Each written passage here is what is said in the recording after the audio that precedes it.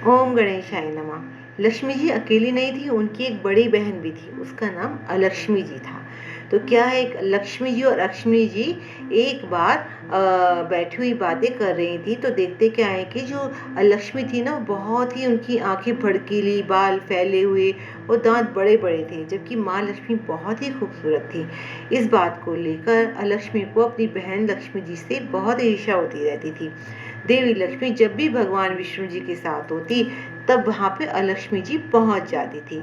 इस बात से माँ लक्ष्मी काफ़ी परेशान रहने लगी और उन्होंने कहा कि तुम्हारे पीछे पीछे क्यों चली आती हो। तब लक्ष्मी ने कहा कि उनकी कोई पूजा नहीं करता, इसलिए जहाँ भी लक्ष्मी रहेगी वहाँ मैं भी रहूंगी।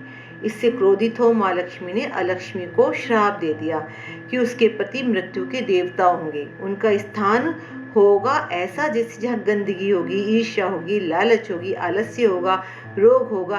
कहते हैं कि इसी वजह से देवी लक्ष्मी अपने श्री हरि के चरणों को साफ करती रहती है, ताकि अलक्ष्मी उनके पास ना आ सके।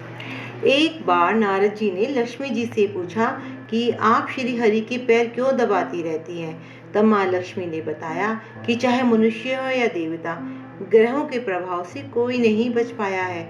महिलाओं के हाथ में देव गुरु निवास करते हैं, जबकि पुरुषों के पैरों में देवरूप शुक्राचार्य निवास करते हैं। इसलिए जब भी एक स्त्री पुरुष के चरण स्पर्श करती है, तो देव और देवताओं का मिलन होता है और इससे धन लाभ होता है। इस कारण माँ लक्ष्मी श्री हरि के चरण दबाती रहती है।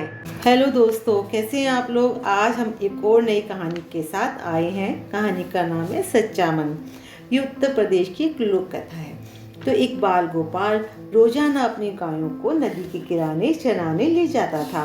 तो जंगल में वह नित्य प्रतिदिन एक संत के यौगिक क्रियाकलाप को देखता था। तो संत आंखें और नाक बनकर कुछ यौगिक क्रियाएं करते थे। तो ग्वाला संत के क्रियाकलाप बड़े गौर से देखता था। एक दिन उससे रहा नहीं गया, तो उत्सुकतावश उसने संत से यौगिक क्रियाओं के बारे में पूछ ही लिया। तो बाल गोपाल के सवाल पर संत ने जवाब दिया कि वह इस तरह से भगवान के साक्षात्कार करते हैं। संत के प्रस्थान करने के बाद ग्वाला भी यौगिक क्रियाओं को दोहराने लगा और इस बात का संकल्प ले लिया कि वह आज भगवान के दर्शन करके ही रहेगा।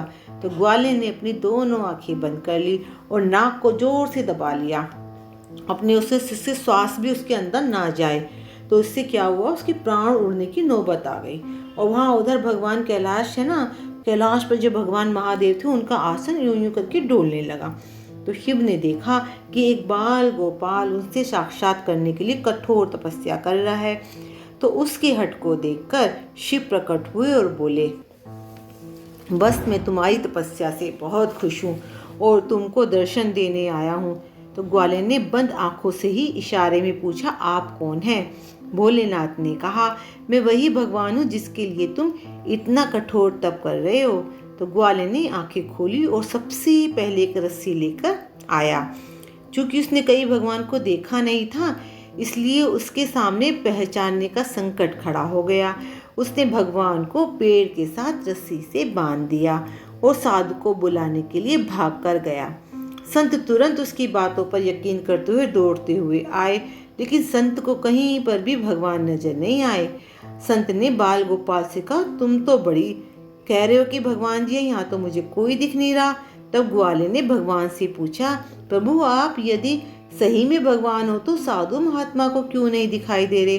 तब भगवान ने कहा, जो भक्त छल कपट रहित सच्चे मन से मुझे याद करता है, मैं उसी को दर्शन देने के लिए दौड़ा चला आता हूँ। तुम निश्चल मन से मेरी आराधना की, अपने प्राण दांव पर लगाए और मेरे दर्शन का दृढ़ संकल्प लिया, इसलिए मुझे कैलाश से मृत्यु लोक में तुमको दर्शन देने के लिए आना ही पड़ा। जबकि साधु की आचरण में इन सभी बातों का अभी अभाव है। वे रोजाने की क्रियाकलाप करते हैं, लेकिन उनके मन में कभी भटकाव है। इसलिए मैं तुमको तो दिखाई दे रहा हूँ, लेकिन संत को नहीं दिखाई दे रहा हूँ। ठीक है।